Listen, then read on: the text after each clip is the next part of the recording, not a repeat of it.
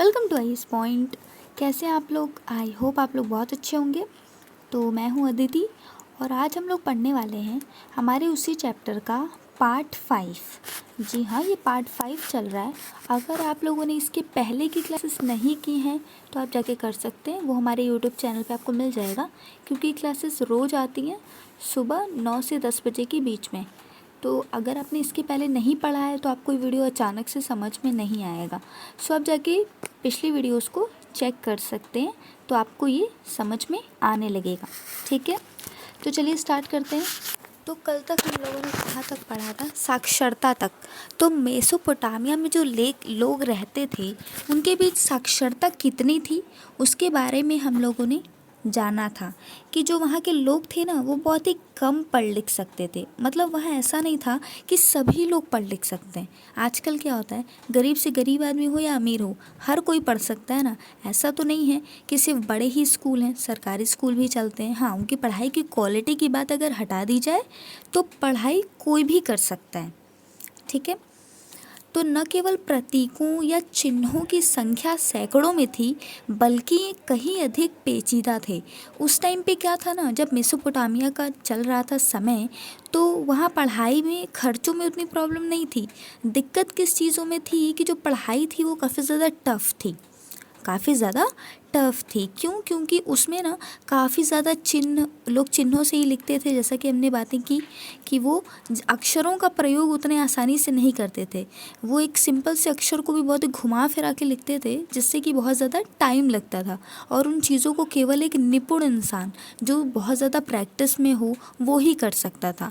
तो इसलिए बहुत ही कम लोग उसमें पढ़ लिख सकते थे जिसे समझ में आ जाए। जैसे अगर मान लीजिए भारत में अलाउ कर दिया जाए कि सिर्फ मैथ्स ही पढ़ाई होगी, बायोलॉजी जो चलती है, जूलॉजी चलती है, बीए, बीटेक, बीकॉम, ये सब कुछ चीज़ें नहीं होंगी, सिर्फ मैथ होगा, सिर्फ और सिर्फ मैथ होगा, तो क्या हो जाएगा? जो पढ़ाई की रेट है वो कम हो जाएगी।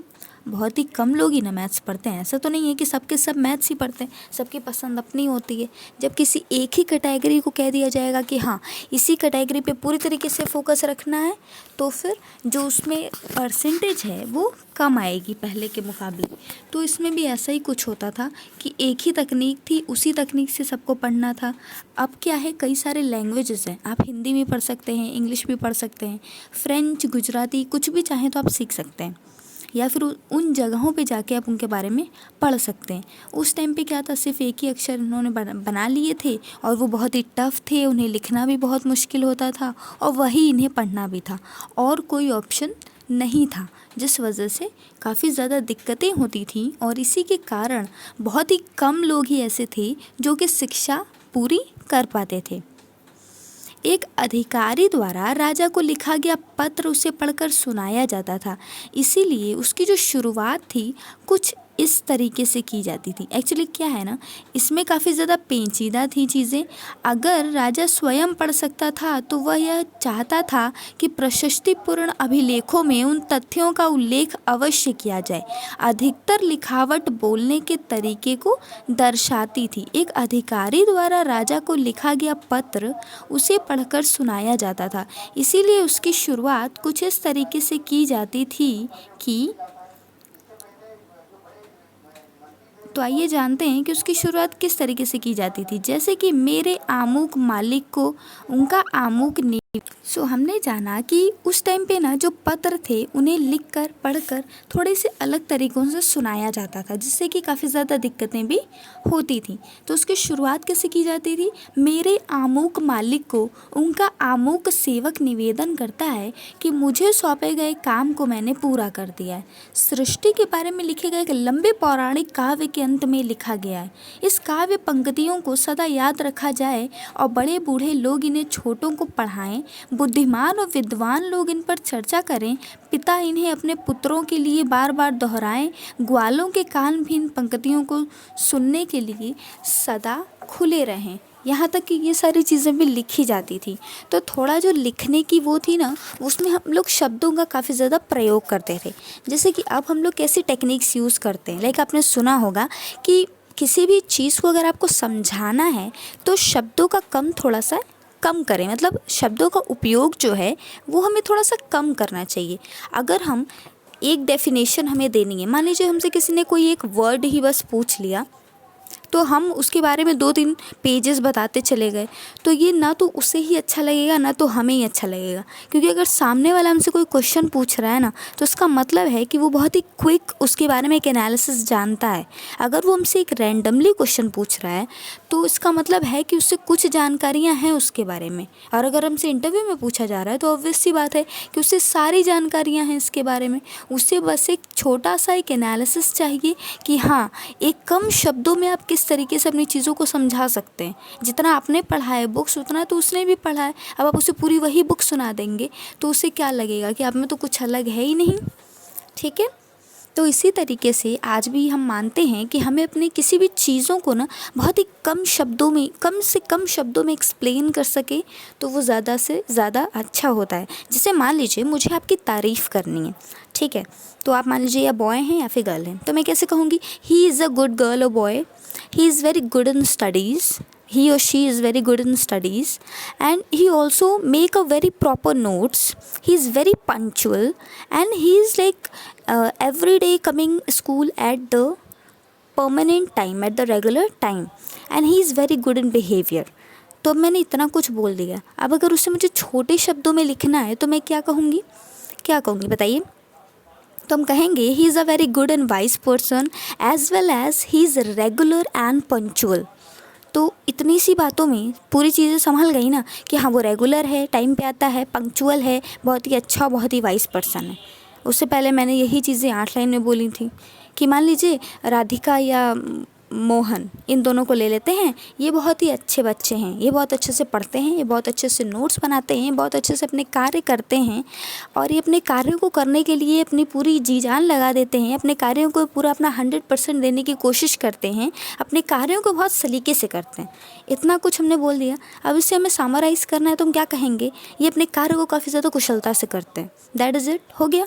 तो इसीलिए हमें कम से कम शब्दों का प्रयोग करना चाहिए ताकि हम सामने वाले को अपनी बातों को बहुत ही आसानी से समझा सकें।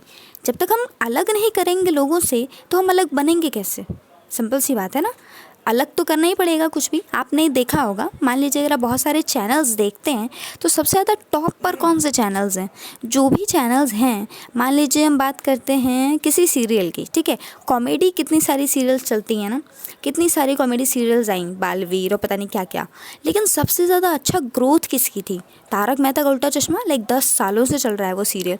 क्यों चल रहा है? कुछ तो बात रही होगी ना, कुछ तो था जो उसमें अलग था। वही 8 लोगों की सोसाइटी उसने भी दिखाई है, वही लड़ाई उसने भी दिखाई है, लेकिन क्या अलग था उसमें कि उसने हर त्यौहार को मनाया है, हर चीज़ में कॉमेडी बनाई है। किसी एक ही इंसान की ज़िंदगी पे पूरा फोकस नहीं, सबकी ज़िंदगियों पे पूरा फोकस करके दिखाया है। तो ये चीज़ें उनमें अलग रही थी। ओके, तो इसी तरीके से जब तक हम कुछ अलग नहीं करेंगे तो हम अलग बनेंगे कैसे? पहचान अलग बनाने के लिए कुछ अलग करना भी तो पड़ता है ना। तो चलिए हम आगे चलते हैं। लेखन का प्रयोग, शहरी जीवन, व्यापार और लेखन कला संबंधों को उरूक के एक प्राचीन शासक एन मरकर के बारे में लिखे गए एक सुमेरियन महाकाव्य में स्पष्ट किया गया है। मेसोपोटामिया की परंपरागत कथाओं के अनुसार यदि हम देखें तो उरूक एक सुंदर सा शहर था जिसे अक्सर केवल शहर कहकर ही पुकारा जाता था। अब कोई शहर थोड़ा सा सुंदर सा है तो हम उसे हमेशा ये थोड़ी कह सकते हैं कि ये सुंदर शहर कहाँ है, नहीं कह सकते ना, तो उसे शहर ही कह के पुकारा जाता था। जैसे मान लीजिए कोई इंसान है बहुत खूबसूरत है, तो जब भी आप उससे बुलाएंगे तो ये थोड़ी ना कहेंगे ये बहुत खूबसूरत है, एक खूबसूरत इंसान इधर आओ, खूबसूरत इंसान खाना खा लो, खूबसूरत इंसान पानी पी लो, ऐसा तो नहीं कहेंगे। इंसान ही कहेंगे या उसका जो नाम होगा वही कहेंगे।